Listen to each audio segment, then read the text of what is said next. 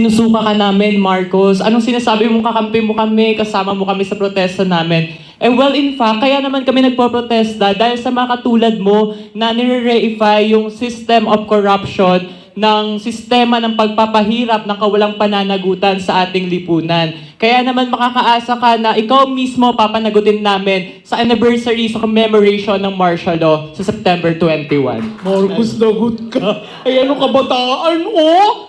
Maka-challenge. Hindi kasi meron ng mga messages na sinasabi sa akin, naku, May, ang sabi, ang may pakana daw ng rally niya yan ay DDS. Paano kung pumunta kami? Hindi ba nakakatakot? Ang sagot ko sa kanya, ang hanay po na ito ay hindi DDS. Okay? Hindi po Marcos, hindi po para sa tiwali. Ngayon, ang pinakamagandang proteksyon natin ay ang ating dami. If people will come, if people will hold hands with each other, magkakapit-bisig tayong lahat, ito po ang pinakamagandang proteksyon natin.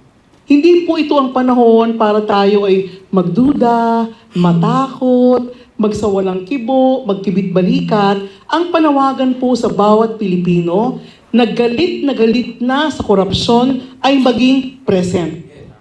You can say, history will say, magpapaselfie ako sa luneta.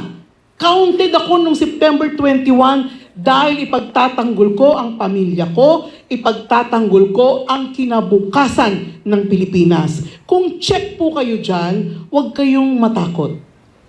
Kasama po natin ang bawat isa.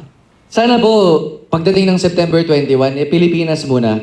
More than any political affiliations that we may have, we are Filipinos first. Pilipino muna po tayo. Na sana isang tabi muna po natin yung pinaglalaban nating mga pamilya, mga gusto nating pauwiin.